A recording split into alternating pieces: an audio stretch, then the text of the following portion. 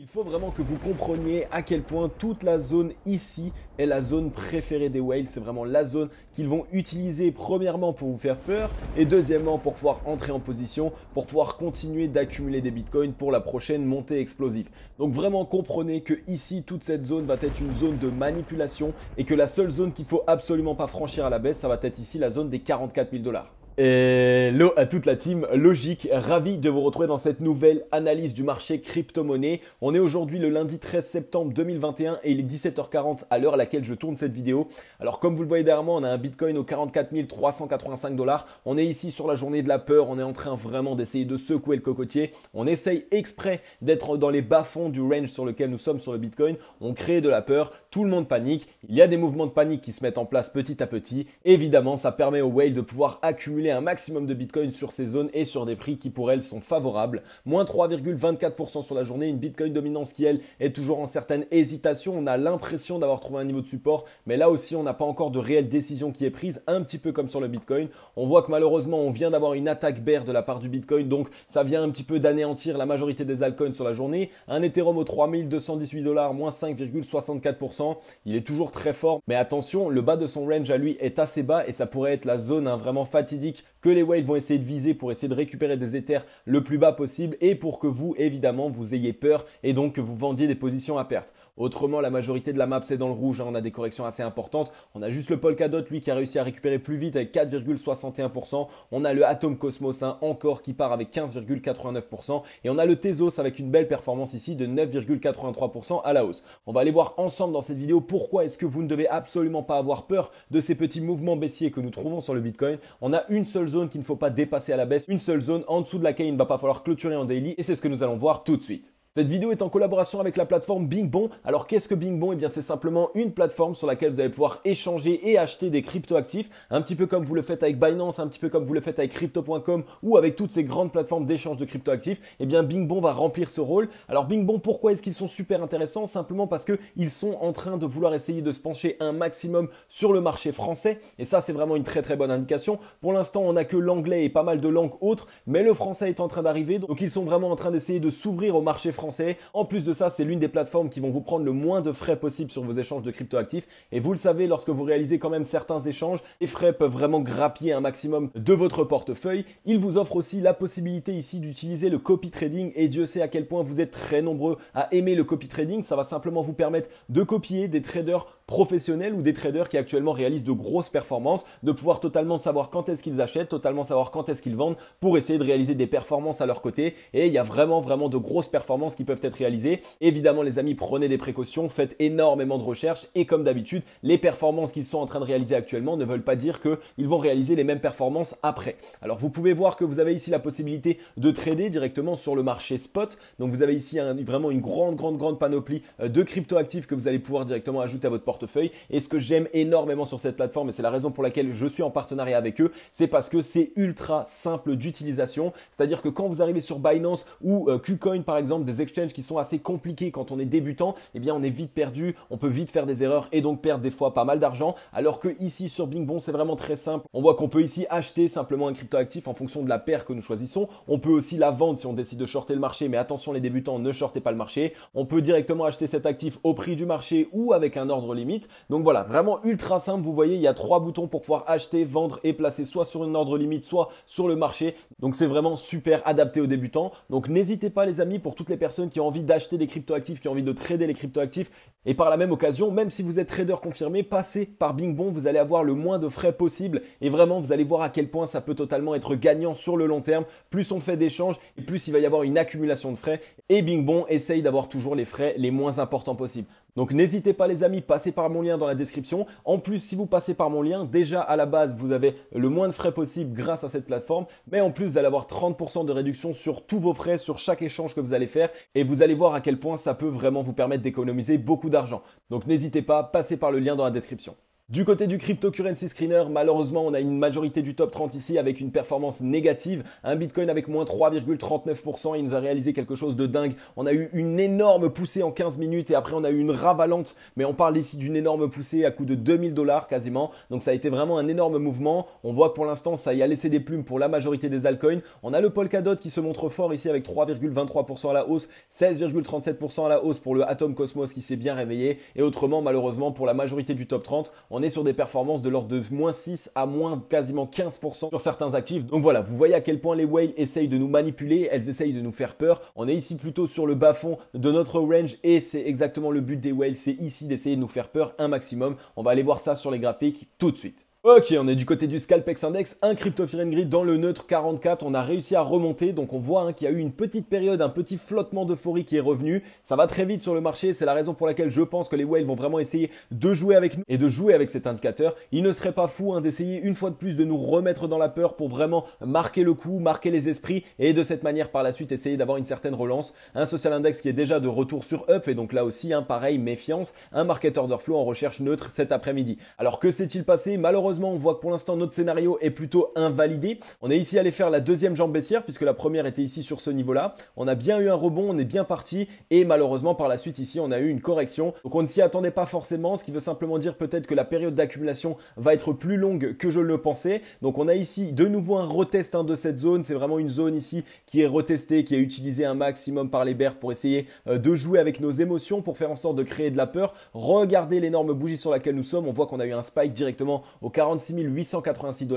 Et qu'est-ce que ça nous dit directement? Le fait d'avoir réussi à envoyer une mèche aussi haute, ça montre qu'en fait ici, toute cette zone jusqu'à ici les 46 839 $, eh bien c'est une zone qui n'est pas très défendue par les bears. C'est une zone que si on voulait essayer d'y arriver, on pourrait y arriver très rapidement. Donc les whales ici sont simplement en train d'essayer de tester la demande, de voir à quel point les bulls sont présents, est-ce qu'on pourrait essayer de relancer le prix ou non. Et donc une bougie comme celle-ci qui a une explosion à la hausse et qui par la suite est directement ravalée pour clôturer dans le rouge, eh bien ça permet généralement aux whales de savoir à où est-ce qu'on en est, est-ce que la période de latéralisation est mûre ou est-ce qu'elle ne l'est pas. Donc pour l'instant, le fait d'avoir racheté les mèches et d'avoir réussi à clôturer ici sur ces niveaux aux 44 370 $, je pense que ça devrait envoyer un message plutôt bullish au marché. Alors comme vous allez le voir avec moi, on va aller voir ensemble le niveau de support ultime qu'il ne faut absolument pas céder à la baisse, donc il ne faut pas clôturer en daily en dessous. Nous voilà sur le Bitcoin en daily et il n'y a pas grand chose à dire en réalité les amis, on est toujours ici dans ce range, On a le range ici avec la borne haute qui est ici aux 48 333 $, donc ce qui veut dire que si à un moment donné on arrive à casser à la hausse cette zone des 48 333 $, c'est une reprise haussière et ça y est, on peut avoir ici une deuxième partie et on a ici la borne basse du range aux 44 000 $ quasiment tout pile qui est directement matérialisée ici par la mèche qu'on était venu chercher. Donc voilà, on est dans ce range, on est allé directement ici toucher la borne haute, par la suite évidemment on vient toucher la borne basse, c'est de toute façon de cette manière que ça se passe dans un range, on touche la borne basse, on vient chercher la haute, puis on vient chercher la basse, etc. Donc là, on est allé avec la mèche chercher la borne basse, en plus de ça, pour l'instant, on est en train de bien ravaler, donc on est bien au-dessus, c'est plutôt une bonne indication. On est allé faire une petite frayeur juste en dessous. Généralement, si on voit qu'on a bien racheté ici la mèche, généralement, évidemment, ce qui se passe sur un range, c'est que on devrait essayer être attiré et essayer de partir vers le haut. Alors, on aurait ici cette première zone aux 46 360 $, c'est à peu près la moitié du range, donc c'est une zone qui généralement peut faire une certaine zone de conflit, c'est-à-dire qu'il y a la possibilité de repartir ici de la borne basse, de venir ici sur cette zone de conflit et des fois d'être rejeté pour revenir tester cette zone, d'accord? Donc il y a aussi évidemment la possibilité de repartir à la hausse, casser cette zone et après aller directement à l'assaut ici de cette fameuse borne haute. Donc pour l'instant rien à dire sur le Bitcoin, tracez-vous ici votre range, il est ici entre les 48 292 $ jusqu'aux 44 000 $ et donc de cette manière vous allez avoir votre range et le seul moment où on va avoir de réelles indications en daily, ça va être sur une cassure, c'est-à-dire que si on casse la borne haute, c'est une bonne indication, on risque d'avoir une belle reprise haussière et évidemment si on clôture en dessous de la borne basse, alors là attention, on risque d'avoir une tendance baissière qui va se dessiner. Donc on va regarder un petit peu au niveau du ruban de moyenne mobile, on voit qu'on est venu avec la mèche chercher directement le MA 89 période et ça c'est généralement une indication qui nous dit attention, on est ici sur les bas-fonds, c'est vraiment ici les dernières zones, c'est les zones clés, les zones en dessous desquelles il ne faut pas clôturer. Donc on est sur deux niveaux de support qui sont clés, on a la borne basse du range, on a le MA 89 période, donc si on voit qu'on a bien racheté ici la mèche sur le MA 89 période, alors généralement évidemment, ça nous permet ici d'avoir une certaine reprise et on essaye de s'extraire ici de ce ruban de maille mobile qui, pour rappel, est ici au maximum aux 47 565 $. Donc il va falloir surveiller la clôture. Si on arrive ici à racheter un maximum du corps de la bougie et qu'on arrive ici à clôturer sur la moyenne mobile 55 périodes, donc la moyenne mobile en rouge qui est tout en dessous du ruban, alors là, parfaite indication, on a une reprise haussière et je pense qu'on vient à minima chercher ici cette borne haute. Mais autrement, comme expliqué, on est dans un range sur le Bitcoin. Alors s'il y a des personnes qui veulent essayer de trader le range, eh bien la seule chose à faire, c'est d'acheter ici dès lors qu'on rentre ici dans cette zone aux environs. Vous regardez, vous tracez vos niveaux de support, mais dès lors qu'on rentre dans cette zone ici, c'est la possibilité d'achat et évidemment, si on arrive là-haut, eh bien c'est une prise de profit à réaliser. Voilà la seule manière de trader le range actuellement. Sur le MACD, on voit qu'on a ici un momentum acheteur qui commence à être de plus en plus important. On a un petit ralentissement ici depuis 3 jours. On a une orientation qui est plutôt assez importante. Donc là, il va falloir faire attention. Il faut que les boules essayent de se remontrer prochainement et essayent d'affaiblir totalement le momentum vendeur. Donc on voit que voilà, pour l'instant, on a crossbear. Il y a toujours un petit peu de momentum vendeur. Donc il ne serait pas fou que sur la journée de demain, on ait encore une mèche qui vienne faire une petite frayeur. On revienne, pourquoi pas, essayer de valider ici ce niveau en tant que support aux 44 100 $. Et par la suite, essayer d'avoir une reprise haussière.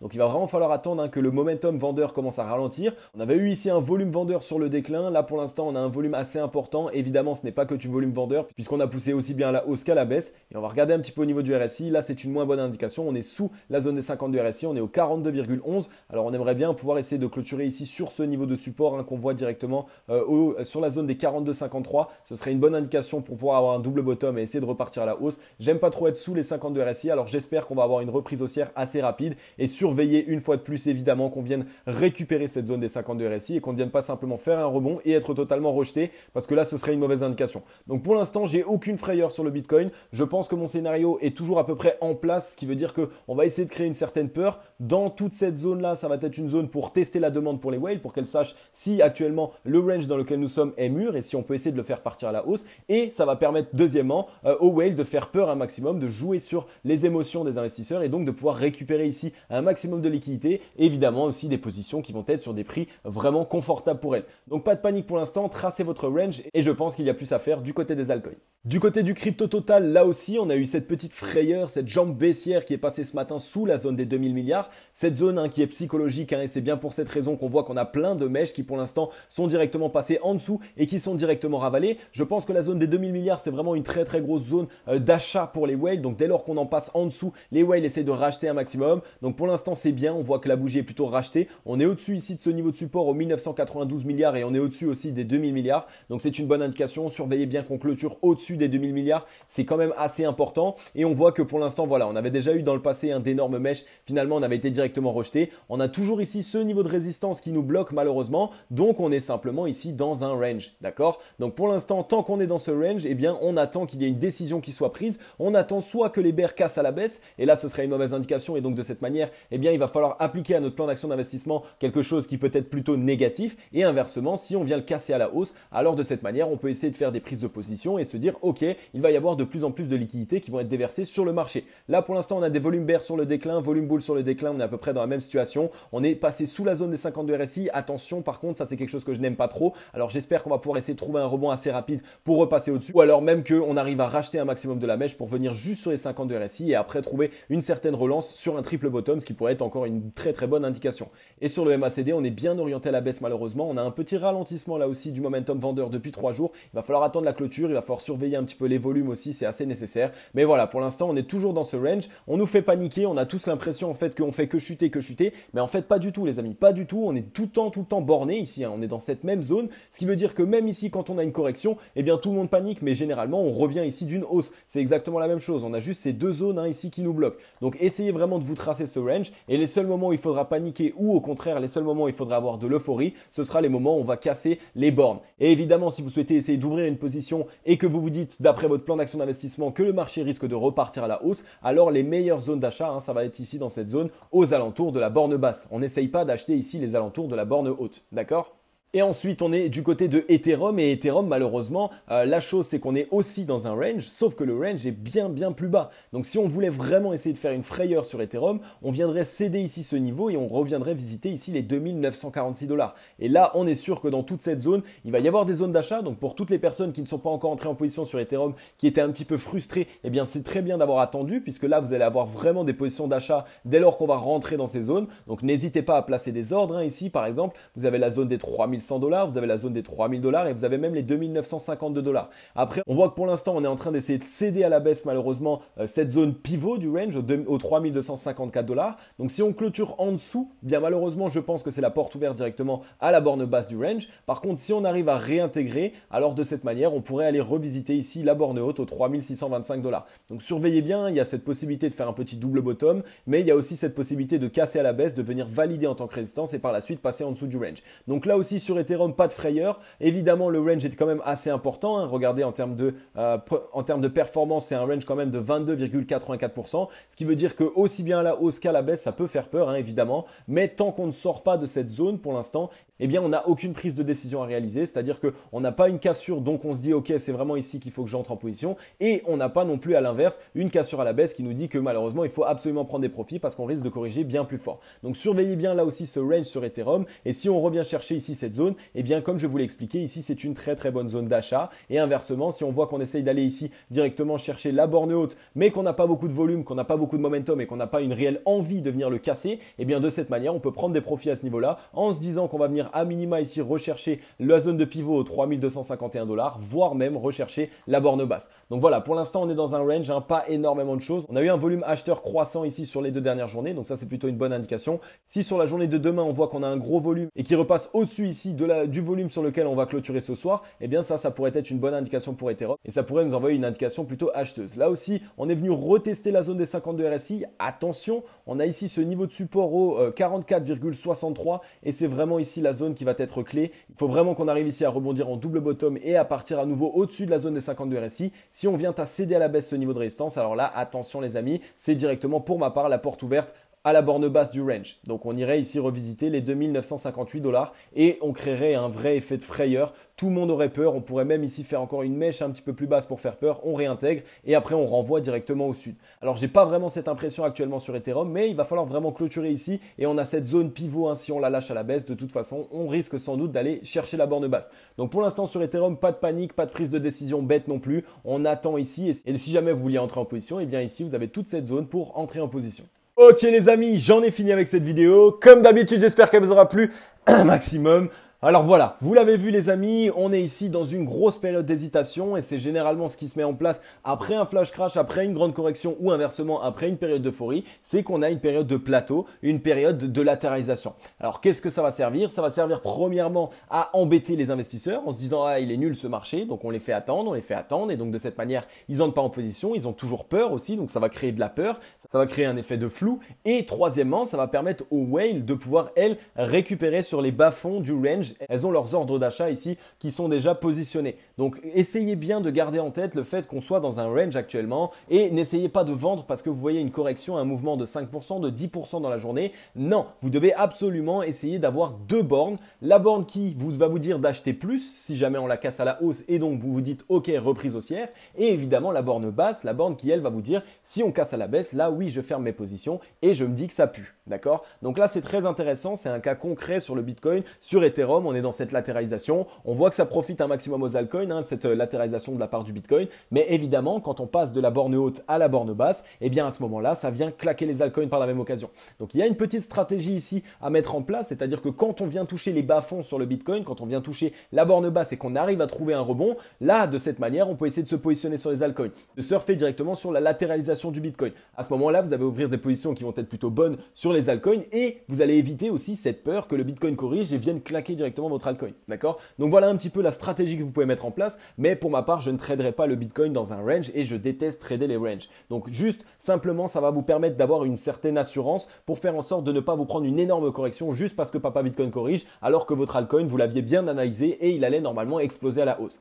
Donc voilà les amis, en tout cas, j'ai vraiment kiffé vous faire cette vidéo. N'hésitez pas à me montrer que vous aussi vous kiffez mes vidéos au quotidien avec un bon gros like des familles et un commentaire. N'hésitez pas à me donner des crypto-actifs que vous aimeriez que j'analyse, à me donner du soutien, de la force aussi, ça fait super plaisir. La team logique en force. Et si toi qui regardes cette vidéo, si tu n'es pas encore abonné mon ami, qu'est-ce que tu attends? Ça va te prendre 3 petites secondes, tu cliques sur le bouton s'abonner, tu vas rejoindre une grande famille, on est ici 8000 abonnés, on est pratiquement 10 000 et ça va déjà premièrement me permettre de me récompenser pour mon travail et deuxièmement ça va te permettre à toi d'accéder directement à une analyse du marché crypto-monnaie par jour dans laquelle je t'explique ce qui se passe sur le marché des crypto-monnaies, je te mets en avant la tendance qui se dessine investing sur le Bitcoin, sur les altcoins. Je te présente des news et des actualités. Et évidemment, ce que vous kiffez le plus, je vous analyse des projets qui sont dans de superbes dispositions pour réaliser les meilleurs profits possibles. Donc voilà, n'hésite pas à rejoindre la grande famille, n'hésite pas à rejoindre la Team Logique. Et pour tous les membres, pour tous les abonnés, n'hésitez pas à me rejoindre sur Instagram. Vraiment, il y a beaucoup de choses qui s'y passent. Et là, dans très peu de temps, je vais rendre public mon compte Twitter et ce sera le moment où on va pouvoir essayer d'échanger dessus.